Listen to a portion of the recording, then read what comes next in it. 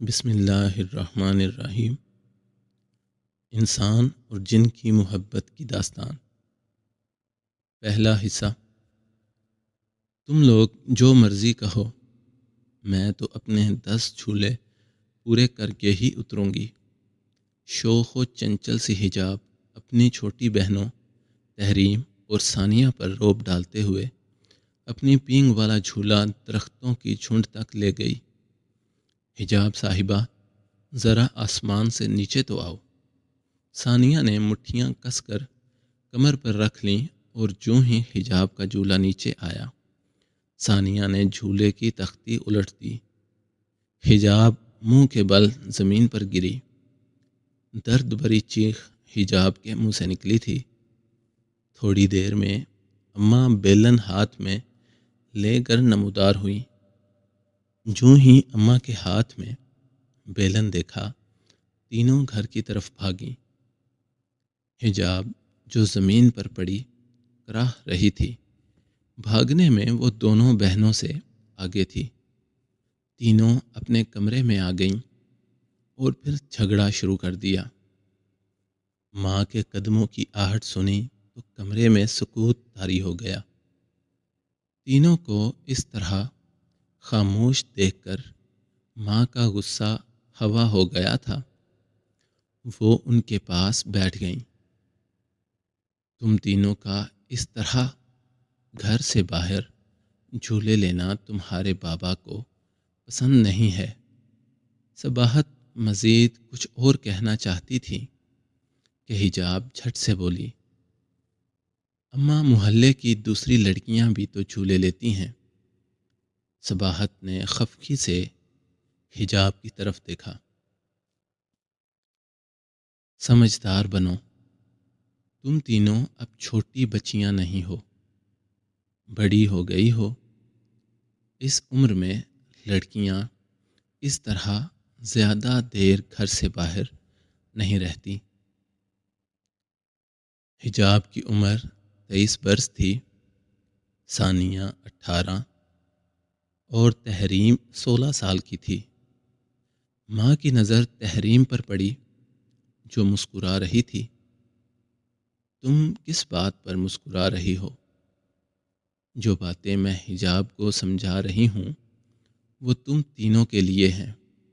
آئندہ میں تم لوگوں کو جامن کے درخت کے پاس نہ دیکھوں۔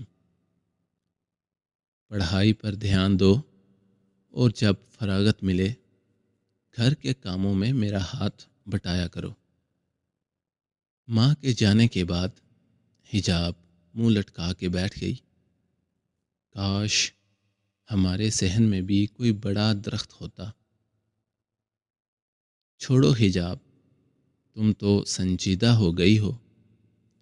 ہم کبھی کبھی چپکے سے جھولا لے لیا کریں گے۔ ادھر کوئی نہیں ہوتا اور کتنا سناٹا ہوتا ہے۔ ماں ایسے ہی وہم کرتی ہے۔ تحریم کی بات پر ثانیہ بھی جھٹ سے بولی تھی، اگر ہمیں کوئی نامحرم نظر آیا تو ہم فوراً گھر آ جایا کریں گے۔ حجاب بڑی باجی بن کر بولی، اپنی اپنی رائے دینا بند کرو۔ جو اماں نے کہا ہے اسے سمجھنے کی کوشش کرو۔ میری چٹوری بیٹیاں کہاں ہیں؟ احسان الحق دونوں ہاتھوں میں شاپر اٹھائے گھر کے اندر داخل ہوئے۔ تینوں اپنے دوپٹے درست کرتے ہوئے ابا کے پاس پہنچ گئیں۔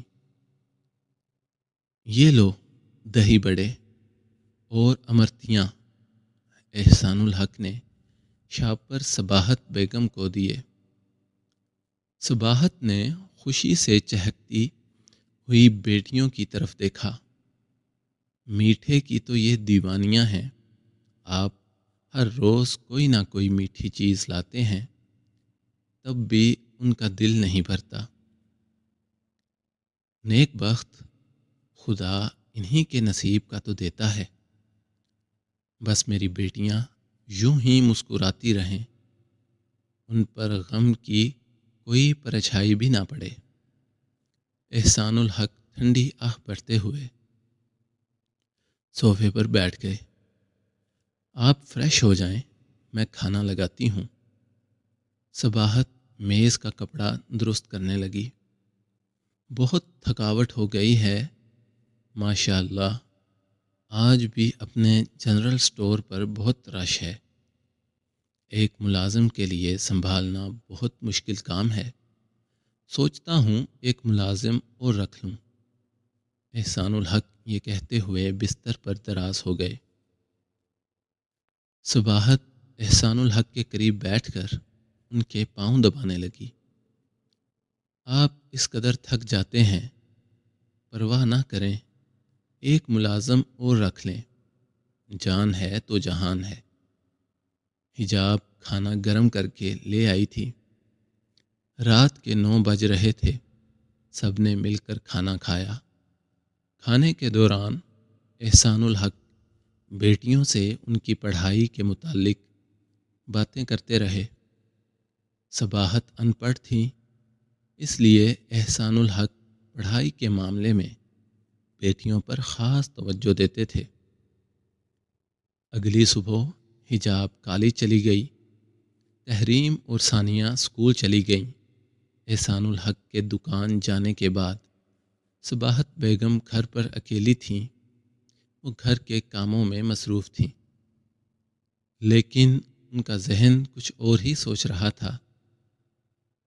اس کی پریشانی کی وجہ وہ واقعات تھے جو پچھلے 1 ہفتے سے حجاب کے ساتھ ہو رہے تھے اور اس نے ماں کو سنائے تھے۔ 4 دن پہلے جب حجاب اپنی بہنوں کے ساتھ جھولے لے رہی تھی تو اسے کسی کے کراہنے کی آواز آئی۔ اس نے جھولا روک دیا اور آواز کی سمت کی تعین کرنے لگی۔ وہ آواز کھجور کے درخت سے آ رہی تھی جو جامن کے درخت سے تھوڑے فاصلے پر تھا۔ وہ درخت بہت قدیم تھا، اس کا کھجوروں سے بھرا جھنڈ جیسے آسمان کو چھوتا تھا۔ بہنوں کے منع کرنے کے باوجود وہ آواز کے پیچھے چل پڑی۔ دور سے درخت کے پاس کوئی دکھائی نہیں دے رہا تھا، لیکن جب حجاب درخت کے قریب گئی تو ایک بوڑھا ضعیف زمین پر پڑا کرا رہا تھا، پانی پانی۔ حجاب دوڑتی ہوئی گھر آئی اور پانی لے آئی۔ بوڑھا شخص اپنی جگہ سے غائب تھا اور اس کی جگہ تازہ گلابوں کا گلدستہ پڑا تھا۔ بوڑھا شخص کہاں گیا؟ وہ چاروں طرف نظر دوڑانے لگی۔ دور دور تک بوڑھے کا نام و نشان تک نہ تھا۔ لیکن یہ گلدستہ کس کا ہے؟ یہاں تو دور دور تک کوئی بھی نہیں تھا۔ حجاب نے کچھ سوچا اور پھر گلدستہ اٹھا کر سونگھنے لگی۔ پھولوں کی دل فریب مہک نے اس کی رگوں میں اتر گئی۔ حجاب کے کمرے سے گلاس ٹوٹنے کی آواز نے صباحت کو اس پراسرار خیال سے چونکا دیا۔ وہ ڈھیلے ڈھیلے قدموں سے حجاب کے کمرے کی طرف جانے لگی۔ شاید بلی کمرے میں چلی گئی ہے۔ پھر اچانک دروازوں کے کھلنے بند ہونے اور چیزوں کے گھسیٹنے کی آوازوں نے اس کا دل دہلا دیا۔ اس کے قدم منجمد ہو گئے۔ اس نے عقبی دروازے کی طرف دیکھا جو بند تھا، مگر مسلسل ایسی آوازیں آ رہی تھیں جیسے کوئی برقی سرت سے کچھ ڈھونڈنے کی کوشش کر رہا ہو۔ اس احساس نے اس کا خوف مزید بڑھا دیا۔